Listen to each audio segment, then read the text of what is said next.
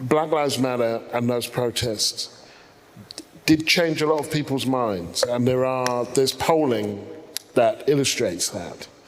And in many ways, it changed the conversation. But that even as it did that, the power still was concentrated in the same hands. And actually, in a range of ways, we were going backwards, even as we felt better about ourselves. That Rwanda, the policy of sending people to Rwanda, which would have been unthinkable, I think, even 5 years ago, was introduced in this moment. The kind of a return to stop and search in a range of areas, the discussion about cops in schools, Child Q, which happened just down the road from here.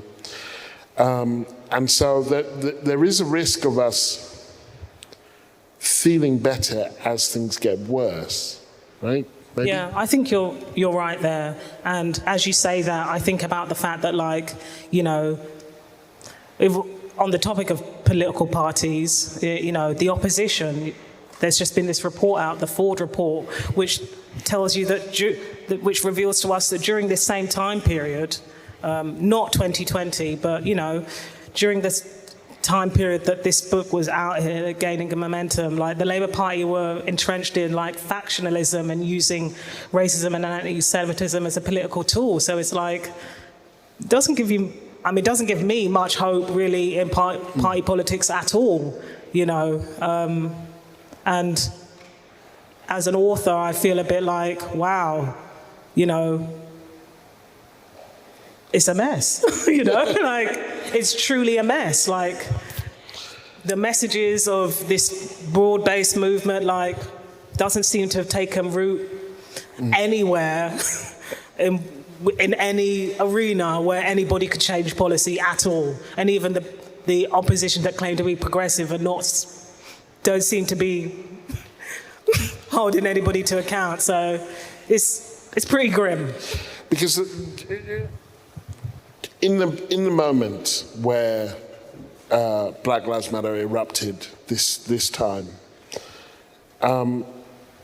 Labour were mostly in flight. There were symbolic moments, but it never went beyond there.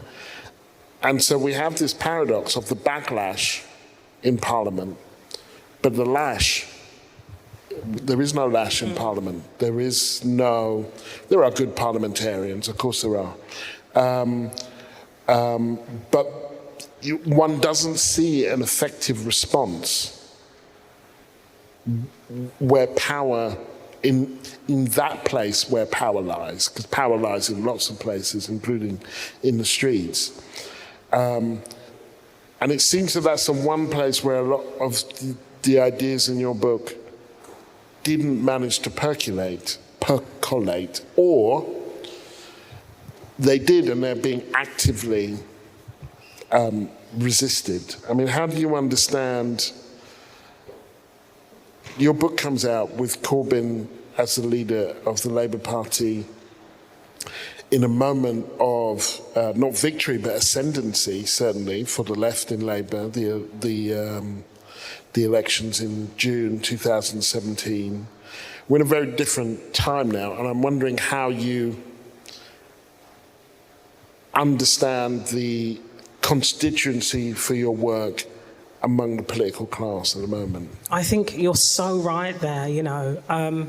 At no point, and I don't expect it because who am I? I'm not a politician or anything, but I think it's really fascinating that at no point have I ever been approached by any senior Labour leadership during this time of me as an author, you know, going around talking about this book, talking about structural racism.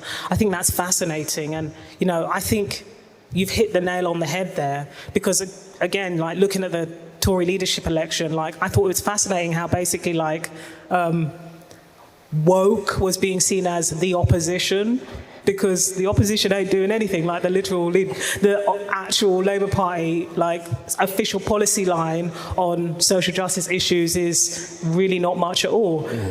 And I was like, that is amazing. It's just there's a backlash against, I mean, yeah, you can pinpoint me and you can pinpoint some other authors, maybe, but largely, you know, we're talking about books and people's hearts and minds being changed, and we're not talking about any policy proposals or particular, you know, challenges from Her Majesty's opposition. And that's why I say it's very disheartening, you know, because I'm a bit like, yeah, like, listen, I'm not involved in party politics in any way, but my speculation is in the pursuit of becoming electable. Like, the Labour Party are just saying very little about it, much at all. You know, like, if you don't say much, then, like, it can't be held against you, you know. That's my speculation, and maybe if somebody in the audience is involved in them, and you can tell me if I'm wrong on that, you know. This is just me as an observer. But I do think it's absolutely fascinating.